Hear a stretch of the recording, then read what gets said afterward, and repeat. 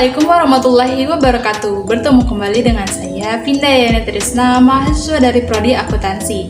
Seperti biasa, akan menjelaskan dan mempresentasikan materi saya pada hari ini, yaitu aspek fiskal dari aset lancar berupa kas dan setara kas dan investasi pada efek tertentu.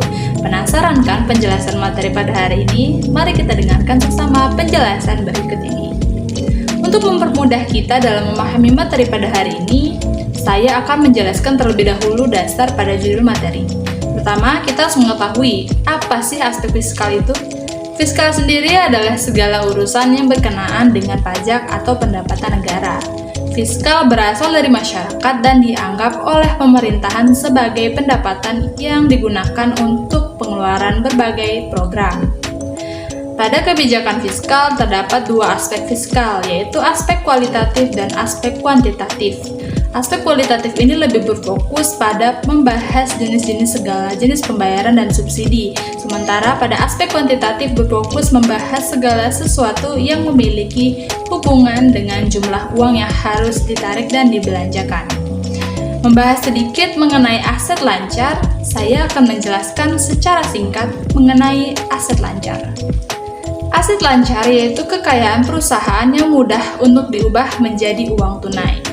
Adapun akun-akun yang terdapat pada aset lancar yaitu kas dan bank, investasi jangka pendek, account receivable atau piutang, beban dibayar di muka, dan persediaan. Nah, sekarang agar kita lebih paham dalam memahami materi ini, kita akan lanjut membahas apa sih itu kas.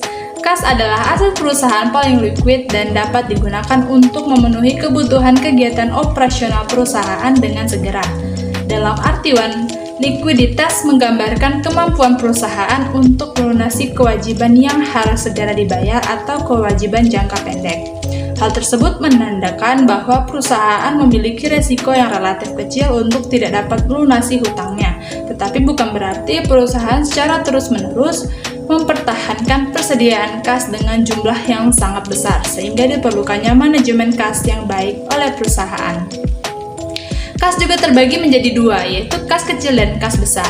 Kas kecil dipakai untuk pengeluaran dan sifatnya rutin dan tidak besar jumlahnya.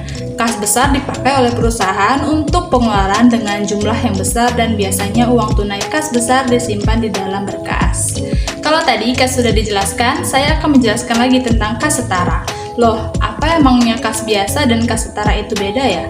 Jika kas biasa tadi aset yang paling liquid untuk memenuhi kebutuhan perusahaan, kalau kas setara yaitu investasi jangka pendek dan sangat liquid dan dimiliki untuk memenuhi komitmen kas jangka pendek, bukan untuk tujuan investasi atau lainnya.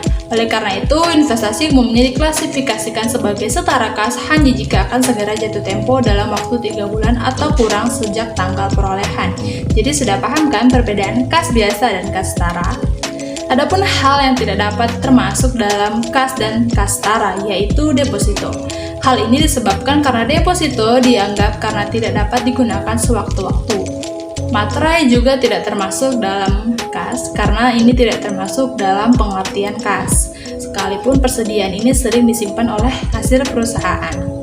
Uang muka tidak termasuk dalam kas karena tidak dapat digunakan sewaktu-waktu sehingga tidak dapat dianggap sebagai uang tunai. Kemudian cek kosong juga tidak termasuk di dalam kas karena sama sekali tidak memiliki harga sehingga tidak dapat dianggap sebagai aset perusahaan.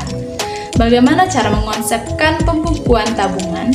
Pada pasal 1 angka 26 UU KUP menyebutkan pembukuan adalah suatu proses pencatatan yang dilakukan secara teratur untuk mengumpulkan data dan informasi keuangan yang meliputi harta, kewajiban, modal, penghasilan dan biaya, serta jumlah harga perolehan dan penyerahan barang atau jasa yang ditutup dengan menyusun laporan keuangan berupa neraca dan laporan laba rugi untuk periode tahun pajak tersebut. Adapun proses penyelenggaraan pembukuan yang dilakukan wajib pajak harus memenuhi syarat-syarat diantaranya diselenggarakan dengan memperhatikan itikat baik dan mencerminkan keadaan atau kegiatan usaha yang sebenarnya. Pembukuan dengan menggunakan bahasa asing dan mata uang selain rupiah dapat diselenggarakan oleh wajib pajak setelah mendapat izin Menteri Keuangan. Diselenggarakan di Indonesia dengan menggunakan huruf Latin, angka Arab, satuan mata uang rupiah dan disusun dalam bahasa Indonesia atau dalam bahasa asing yang diizinkan oleh Menteri Keuangan. Diselenggarakan dengan prinsip taat asas dan dengan stelsel aktual atau stelsel kas, dan pembukuan sekurang-kurangnya terdiri atas catatan mengenai harta, kewajiban, modal, penghasilan, dan biaya. Lalu pembukuan itu untuk apa? Fungsi pembukuan sendiri diantaranya mempermudah menghitung pajak terhutang dan verifikasi, mempermudah pemeriksaan jumlah hutang pajak, mempermudah wajib pajak mengisi SPT, dan terakhir yaitu mempermudah perhitungan penghasilan kena pajak. Klasifikasi investasi pada efek tertentu. Untuk membahas materi ini, terlebih dahulu kita harus mengetahui apa itu efek. Efek menurut SAK Etap adalah surat berharga, yaitu surat pengakuan utang, surat berharga komersial, saham, obligasi, tanda bukti utang, unit penyertaan kontrak investasi kolektif, kontrak berjangka atas efek, dan setiap derivatif dari efek. Efek terdiri dari beberapa jenis, yaitu efek utang. Efek utang adalah efek yang menunjukkan hubungan hutang piutang antara kreditor dengan entitas yang menerbitkan efek.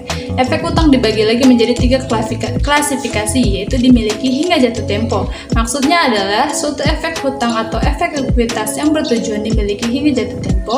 Kemudian ada diperdagangkan, yaitu efek yang dibeli dan dimiliki untuk dijual kembali dalam waktu dekat, harus diklasifikasikan dalam kelompok diperdagangkan.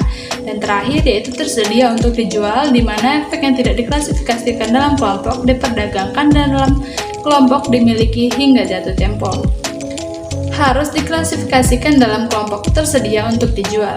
Perubahan jenis efek terdapat terjadi pada kegiatan usaha dan harus dicatat dengan nilai wajarnya pada saat terjadi. Adapun klasifikasi investasi pada efek tertentu akan dijelaskan pada gambar berikut. Pada gambar ini, untuk efek yang dipindahkan dari kelompok diperdagangkan, laba atau rugi yang belum direalisasi pada tanggal transfer telah tercatat sebagai penghasilan dan oleh karena itu tidak boleh dihapus. Pada gambar kedua dijelaskan untuk efek yang dipindahkan ke kelompok diperdagangkan, laba atau rugi yang belum direalisasi pada tanggal pemindahan diakui sebagai penghasilan pada saat tersebut. Pada gambar ketiga, untuk efek utang yang dipindahkan ke kelompok tersedia, untuk dijual dari kelompok dimiliki hingga jatuh tempo, laba atau rugi yang belum direalisasi diakui dalam kelompok ekuitas secara terpisah pada tanggal pemindahan kelompok. Kemudian pada gambar terakhir, untuk efek utang yang ditransfer dari kelompok tersedia untuk dijual ke kelompok dimiliki hingga jatuh tempo, laba atau rugi yang belum direalisasi pada tanggal transfer harus tetap dilaporkan dalam komponen ekuitas secara terpisah, namun harus diamortisasi selama masa manfaat efek dengan cara yang konsisten dengan amortisasi premi atau diskonto. Berbicara tentang amortisasi laba adalah amortisasi yang belum direalisasi dan sepadan dengan pengaruh amortisasi premi atau diskonto terhadap pendapatan bunga dari efek dalam kelompok dimiliki hingga jatuh tempo. Demikian penjelasan materi saya pada hari ini. Semoga apa yang saya sampaikan dapat bermanfaat. Lebih kurang saya mohon maaf. Wabillahi taufiq wal hidayah. Wassalamualaikum warahmatullahi wabarakatuh.